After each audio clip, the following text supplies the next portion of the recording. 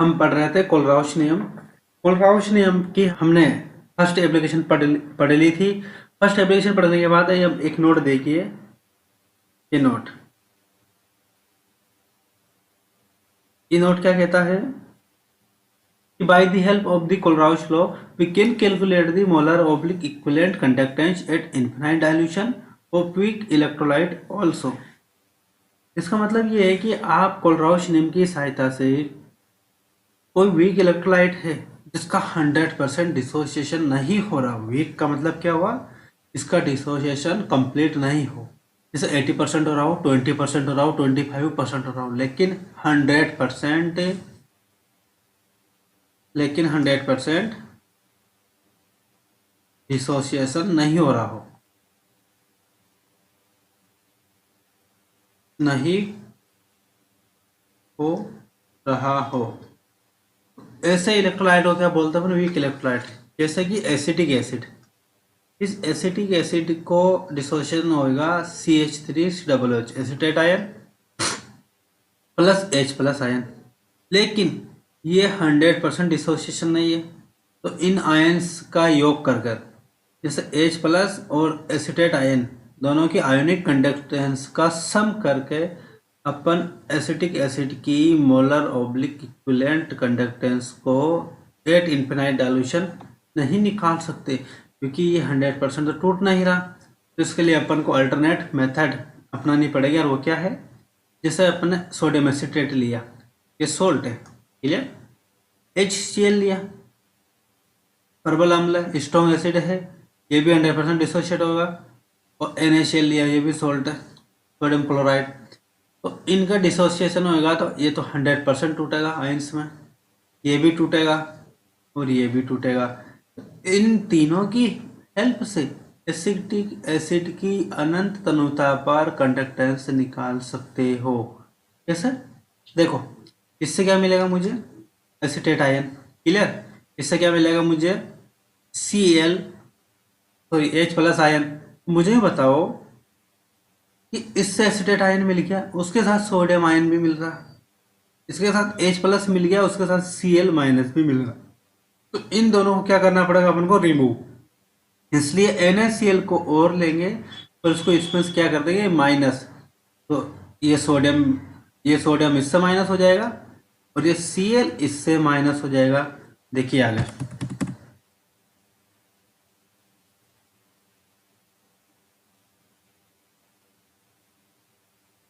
यहाँ पर जैसे कि मैंने लिखा एसिटिक एसिड की मोलर कंडक्टेंस, तो सोडियम एसिटेट से तो मिला मुझे एसिटेट आयन की ionic conductance at infinite dilution, और सोडियम प्लस आयन की ionic conductance at infinite dilution. HCl से मिली मुझे H प्लस आयन की और Cl माइनस आयन की ionic conductance at infinite dilution. इन दोनों को मैंने प्लस कर दिया और इसमें से क्या माइनस कर दिया मैंने, NaCl की ionic conductance at infinite dilution है Na प्लस और Cl माइनस। देखिए इस Na प्लस से ये Na प्लस क्या हो गया, माइनस, और Cl माइनस से ये Cl क्या हो गया, दोनों की कंडक्टेंस एक दूसरे को क्या कर दी इसने, कैंसिल आउट। मेरे पास ओवरऑल बचा एसिटेट और H प्लस आयन की, क्लियर। ये आपकी क्लियर हो जाएगा एक न्यूमेरिकल से। न्यूमेरिकल ले लेता हूँ, मेरे पास एक न्यूमेरिकल है, वो कह रहा है कि मोलर एम यानी molar conductance at infinite dilution of ammonium chloride है 149.7 ohm inverse centimetre square mole inverse. देखो अगर ये एम लिखा ना होता ना, ये एम नहीं होता तो भी आप पता कर लेते कैसे, इनसे, इस यूनिट से आपको पता चल जाता कि ये मोलर कंडक्टेंस है या इक्विवेलेंट कंडक्टेंस, क्लियर। अब देखो OH माइनस की आयोनिक कंडक्टेंस भी दे रखी एट इन्फिनाइट डाइल्यूशन 198, और Cl माइनस की आयोनिक कंडक्टेंस भी दे रखी एट इन्फिनाइट डाइल्यूशन 76, क्लियर। और ये अपन से पूछ रहा है, हमसे पूछ रहा है molar conductance at infinite dilution of ammonium hydroxide क्या होगी।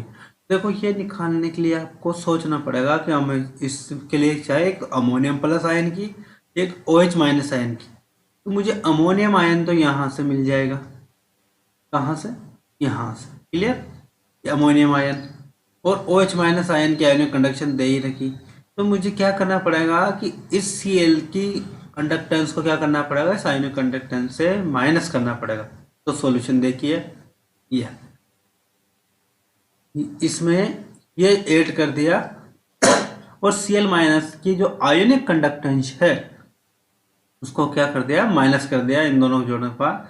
तो देखो ये माइनस वाली इसमें ये Cl की इससे कैंसिल आउट हो जाएगी, अब बचेगी NH4 प्लस और OH माइनस की। तो देखिए NH4Cl की थी 149.798, ये माइनस होगी, ये आ गई मेरे पास अमोनियम हाइड्रोक्साइड की molar molar conductance at infinite dilution. ये आपके सीधे सीधे न्यूमेरिकल आते हैं, इसलिए इनको देख कर रखना। देखिए न्यूमेरिकल है मेरे पास, वो भी कोलराउस नियम की इसी एप्लीकेशन से। देखिए जो lambda M at infinite dilution है दे रखा, और इधर इसकी यूनिट ले ली मैंने।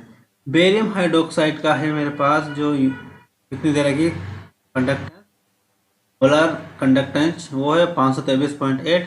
बेरियम क्लोराइड की दे रखी है 280.0 ओम inverse centimetre square mole inverse, और अमोनियम क्लोराइड की ये है अमोनियम हाइड्रोक्साइड की पूछ रहा। तो यहाँ पर मुझे एक तो अमोनियम आयन चाहिए, वो यहाँ से मिलेगा। क्लियर? OH माइनस चाहिए, वो यहाँ से मिलेगा। क्लियर? यहाँ तक कोई प्रॉब्लम नहीं है।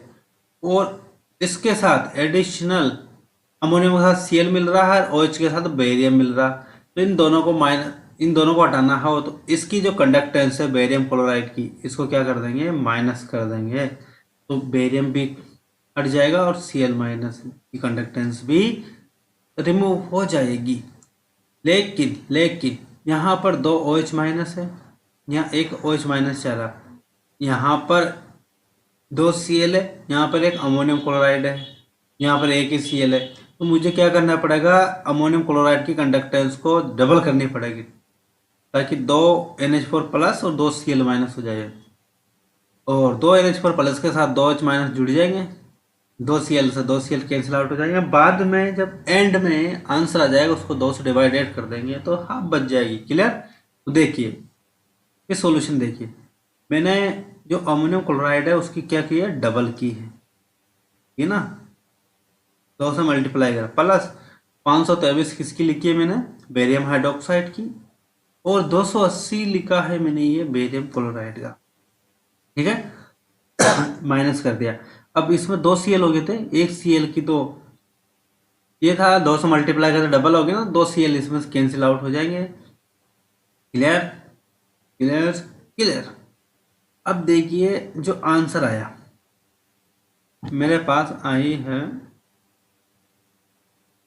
ये आंसर आया 523.4, ये आया मेरे पास NH4OH की मोलर कंडक्टेंस, लेकिन molar conductance at infinite dilution, लेकिन कितने के, 2 मॉलिक्यूल्स की, यानी कि इसमें इट मीन्स इसमें NH4 प्लस भी 2 है, 2 की कंडक्टेंस आई, और 2 OH माइनस की आई है, लेकिन अपन को किसकी निकालनी है, NH4OH माइनस की, सॉरी NH4OH की। तो ये निकालने के लिए किससे डिवाइडेड कर दिया, 2 से, इसलिए अपने पास जो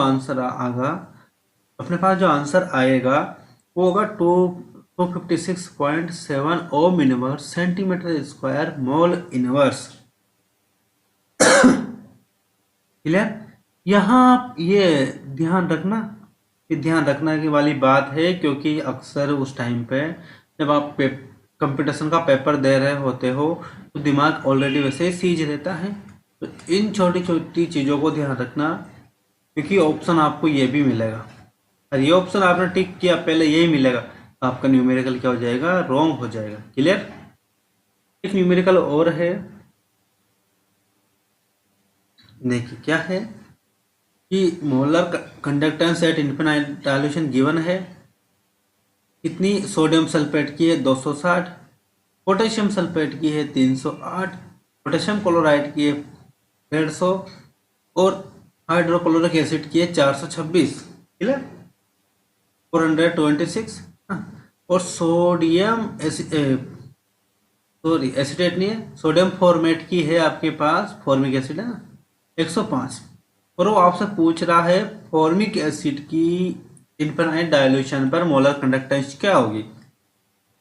फॉर्मिक एसिड की मोलर कंडक्टेंस निकालोगे तो आपको चाहिए कि आपके पास एक तो acid format ion, sorry format ion की आयोनिक कंडक्टेंस हो, प्लस एक H प्लस आयन की आयोनिक कंडक्टेंस आपको निकालनी पड़ेगी, फिर उसका सम करना पड़ेगा, तभी तो आपको मिलेगी फॉर्मिक एसिड की molar conductance at infinite dilution.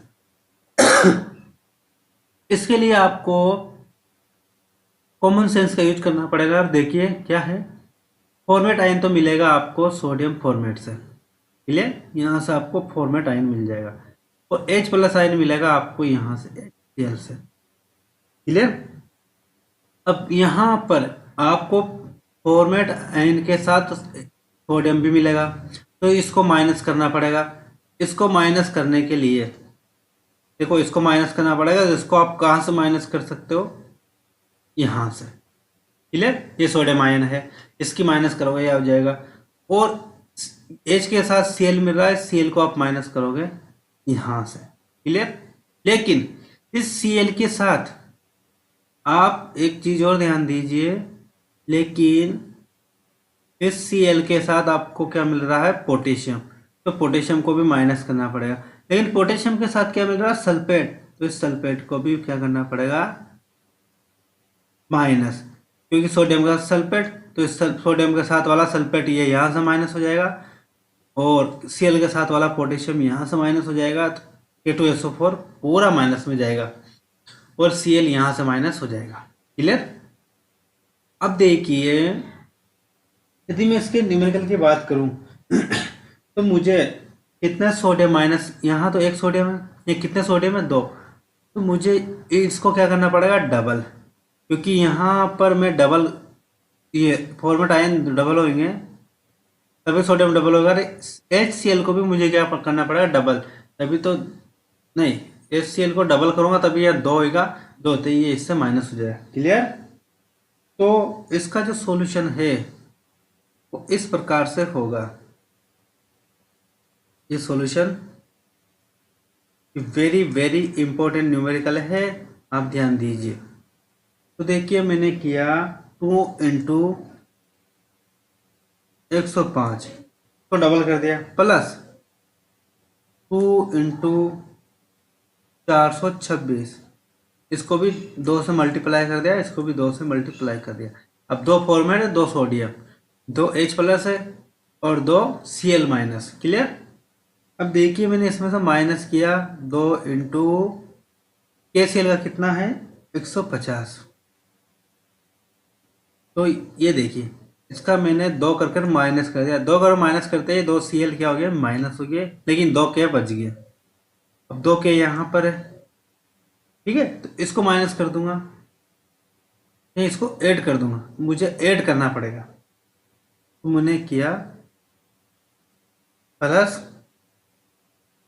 308 minus, अब मुझे ये ऐड करते ही कैसे कैंसिल आउट हो गया, ठीक है लेकिन सल्फेट बच गया, और इधर सोडियम है तो मुझे इसको क्या करना पड़ेगा, माइनस, माइनस करते इधर सोडियम कैंसिल आउट और यहाँ से सल्फेट कैंसिल आउट, क्लियर। तो ये हो गया -260, क्लियर।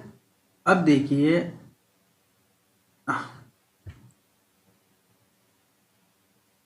देखिए यहाँ पर क्या हो रहा है, ये 210 हो गया, प्लस ये हो गया 852, माइनस ये हो गया 150 का 300, प्लस 308 माइनस 260, मेरे पास जो आंसर निकल कर आएगा है 1370, और पॉजिटिव पॉजिटिव प्लस कर दिया, उसमें नेगेटिव नेगेटिव वाले को प्लस कर दिया, माइनस कर दिया, मेरे पास आया 810। क्लियर। अब जो 810 आंसर आया है आपके डबल आया है, तो HCOOH का आया है। क्लियर। आपको तो ओनली किसकी मोलर कंडक्टेंस चाहिए, वो है HCOOH, फॉर्मिक एसिड की। ये तो फॉर्मिक एसिड के डबल की आई है, क्योंकि 2 का मल्टीप्लाई कर रखा था ना यहाँ, तो फॉर्मेट आयन था। इसलिए यहाँ यही ध्यान देने वाली बात होती है, यहाँ आप अक्सर क्या कर देते हो, गलती कर देते हो। इसलिए यहाँ पर थोड़ा सा अटेंशन के साथ सोल्व करना। तो lambda infinity of molar conductance of HCOOH क्या आ जाएगी आपके पास, 810 divided by 2 is equal to 405 ohm inverse centimetre square और मोल इनवर्स, राइट। ये आपका आंसर हो जाएगा। अपनी फर्स्ट एप्लीकेशन पूरी हो चुकी है।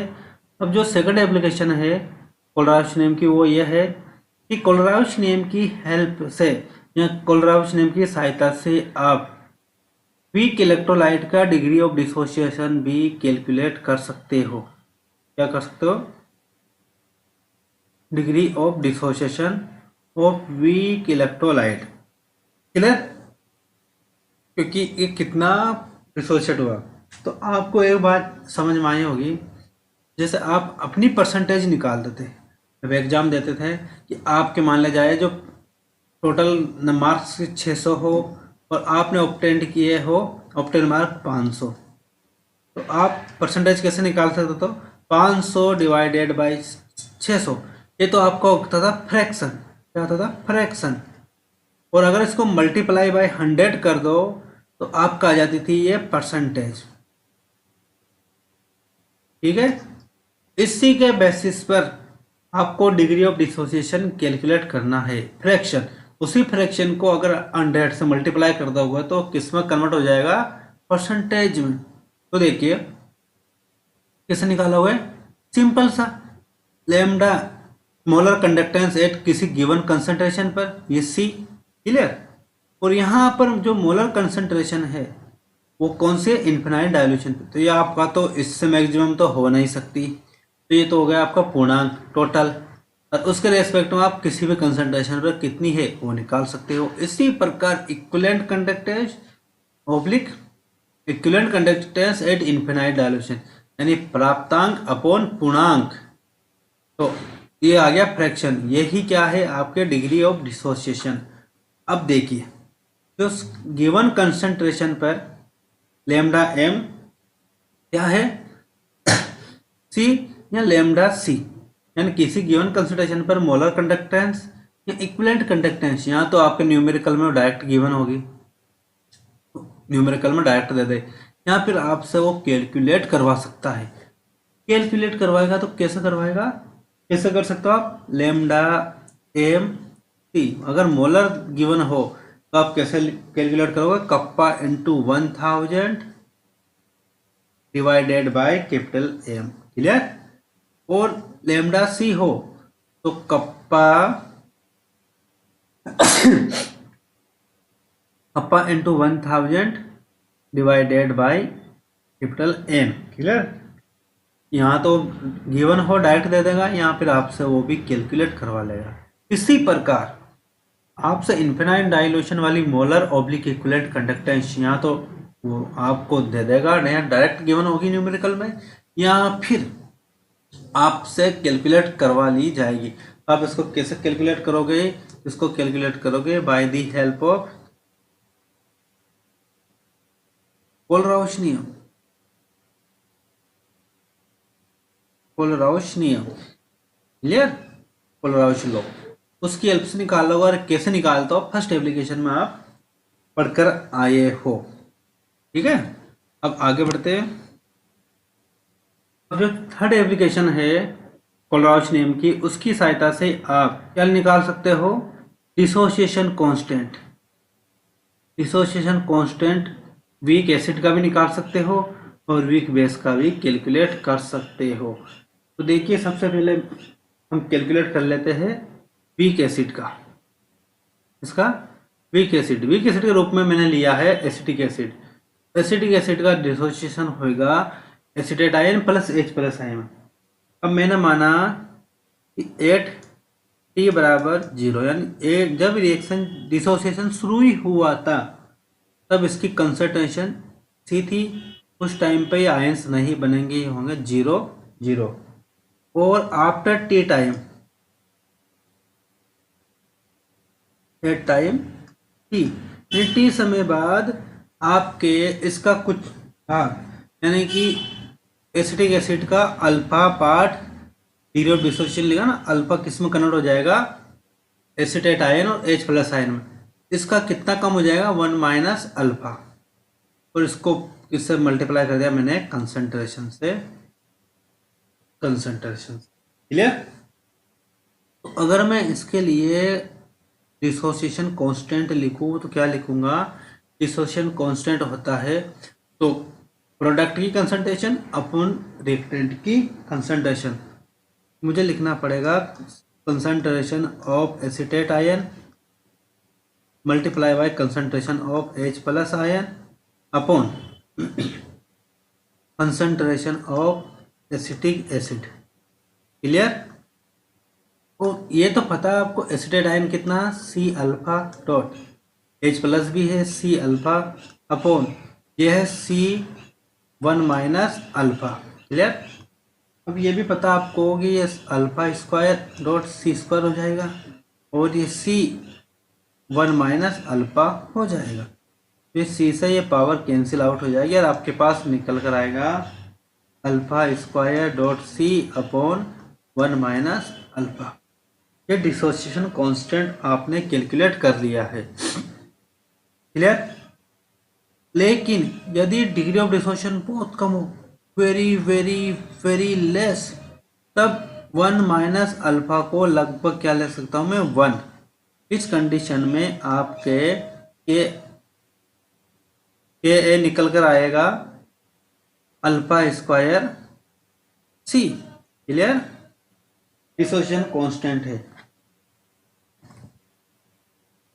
अब यदि आप, जैसा कि आपसे एक न्यूमेरिकल और आ जाए कि आप मुझे यहाँ इसकी पीएच निकाल कर बताइए, इसकी पीएच। तो उसकी पीएच कैलकुलेशन करने के लिए क्या करोगे, आप लोगे H प्लस आयन, पीएच निकालने के लिए H प्लस आयन की क्या दे रखा है, अल्फा टी कंसंट्रेशन। ठीक है। और माइनस लॉग H प्लस को क्या कहते हो आप, पीएच। तो H प्लस की सांद्रता की जगह लिख दो अल्फा सी। आप इससे पीएच इजीली कैलकुलेट कर सकते हो। अब वीक बेस का डिग्री ऑफ डिसोसिएशन पढ़ेंगे हम नेक्स्ट वीडियो में। धन्यवाद।